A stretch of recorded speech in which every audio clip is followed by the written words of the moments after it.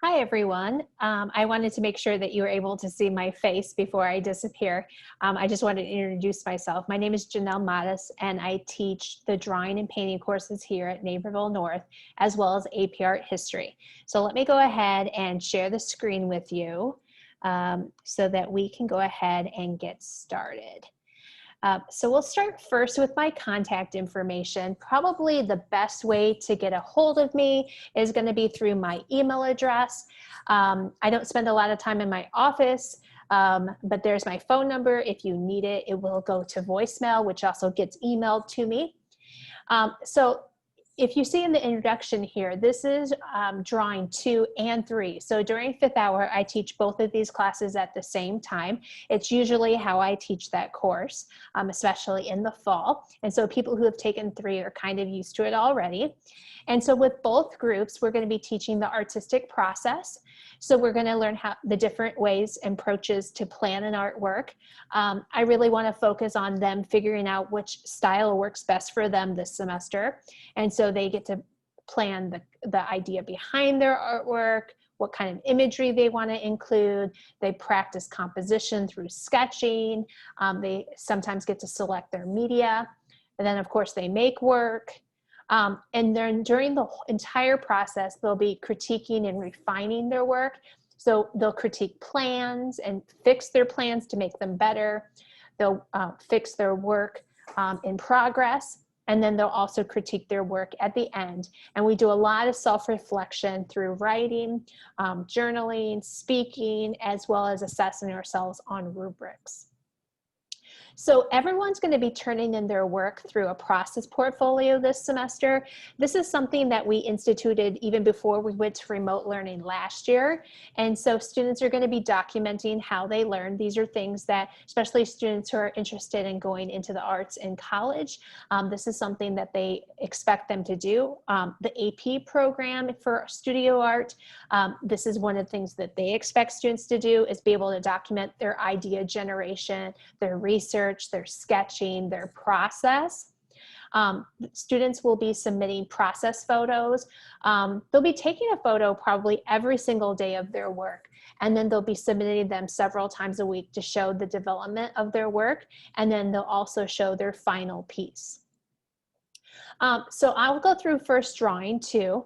The first assignment is really to get to know them, and so they're going to make a creature out of objects that represent them. And then we'll work from life. So I really want to focus on getting them away from their computer. So we'll go outdoor and sketch. We'll practice some skills because some students haven't taken drawing for a while. And so we'll practice some line work, some shading, some gesture drawings. We'll work from life. So we'll learn how to look at objects and do observational drawings. We'll learn how to take photos for our own work, and we'll do a self-portrait this way. We'll go outside. I did not send home soft pastels. They're incredibly messy. So if we come back to school, we might do that. If not, we might do some sort of watercolor landscape instead, which is a little less messy. We'll learn how to take imagery that doesn't belong to us, and we'll learn how to incorporate it and make it original. So we usually use fantasy and surrealism in various different ways. And then sometimes we get to abstraction, where we'll distort reality. For drawing 3, so half the class is taking drawing 3. We'll spend the first 4 to 6 weeks just playing with different materials. Some of it will be new approaches to old materials that they've tried before. Sometimes it's going to be things that are entirely new. There's a real focus on composition, technique, experimentation, as well as starting to tell things like stories, like how do I organize space? How do I create tension? Like, these are some things that you can do even just through basic imagery. And then after that, we're going to start working on materials that are more conceptually based.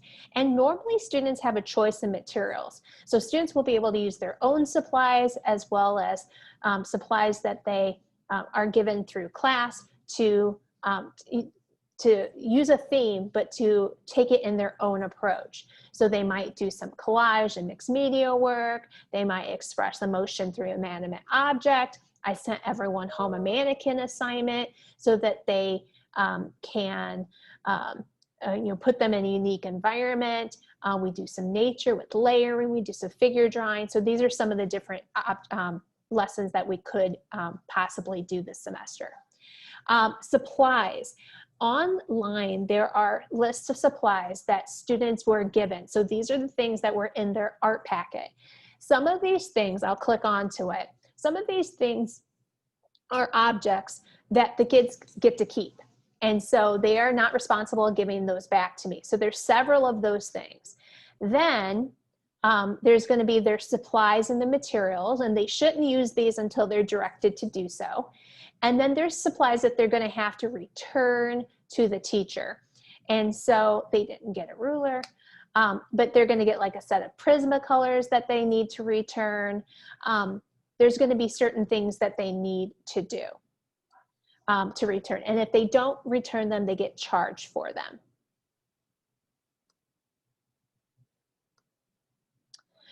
And then there's supplies that they're going to need to bring. The supplies for both groups are very similar. So you can find these on Canvas, but most of the supplies are things that they were either given in drawing one or normal supplies that you could get at any sort of big box store like Walmart or Target. So things like a pencil sharpener, a basic ballpoint pen, a ruler, maybe they want to get like an optional sort of color set. So if they want a marker or color pencil, they could do that as well. But I did include color pencils in their set. So for grading, they're going to be getting rubrics. So it's going to spell out to them what they need to do to get maximum points.